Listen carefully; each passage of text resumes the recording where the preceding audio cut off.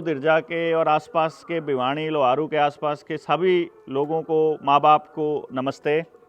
मेरा नाम देवेंद्र बल्हारा है और आज हम बड़दू दिरजा में बैठे हैं। आज का जो विषय रहा अपने गांव के लोगों से बात करने का, वो ये था कि आप अपने समाज में एक चीज़ बहुत देख रहे हैं कि आज का जो नौजवान बच्चा है या स्कूल के जो बच्चे हैं, ना तो वो अपने करियर के प्रति सचेत हैं, उनके अंदर गुस्सा बढ़ता जा रहा है। मोबाइल की लत बहुत बुरी तरह से फैल रही है और लगभग हर बच्चा मोबाइल पर बैठा रहता है। वो ज़िद्दी बहुत हो गया है और माँ बाप को इस बात की बड़ी टेंशन रहती है कि इनका आगे भविष्य में उनका करियर क्या रहेगा,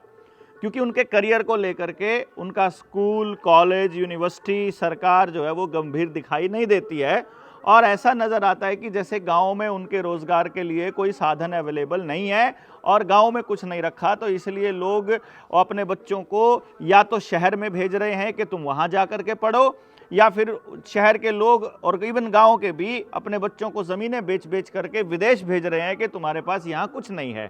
लेकिन असली बात यह है कि जिस देश में हमारा नौजवान जा रहा है वहाँ भी बेरोज़गारी की भारी समस्या है। तो इसका अर्थ ये हुआ कि असल में संसाधनों की कमी अपने देश में नहीं है, बल्कि संसाधनों का बंटवारा जो है वो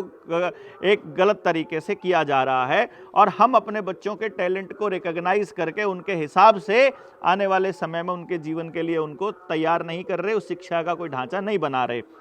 तो जनता सरकार मोर्चा की जो एजुकेशन विंग है उसने ये तय किया है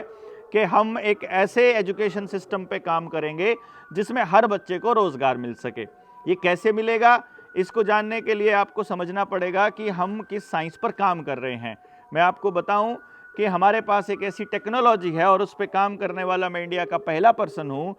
जो कि ग्राउंड पे काम किया, जिसने इस बात के ऊपर कि हम 3 साल की उम्र से लेकर किसी भी इंसान के विषय में ये बता सकते हैं कि उस बच्चे को, उस इंसान को परमात्मा ने कैसा दिमाग दिया है, किस तरह के काम करने के लिए उसको पैदा किया गया है और उसके पास क्या टैलेंट है। तो यदि स्कूल में ही उस बच्चे के टैलेंट का पता लगा लिया जाए और उसी के हिसाब से गांव में ये व्यवस्था कर दी जाए कि उसका टैलेंट जैसा हो, उसी के अकॉर्डिंगली उसकी ट्रेनिंग हो और उसके जीवन के लिए, तो आने वाले समय में 100% रोजगार वाला एजुकेशन सिस्टम दिया जाना संभव है। और इसी सिलसिले में पूरे हरियाणा और देश भर से सारे जागरूक पेरेंट जो अपने बच्चों से प्यार करते हैं और इन समस्याओं का समाधान चाहते हैं, 24 नवंबर 2024 जो आखिरी रविवार पड़ता है नवंबर का, उस रविवार के दिन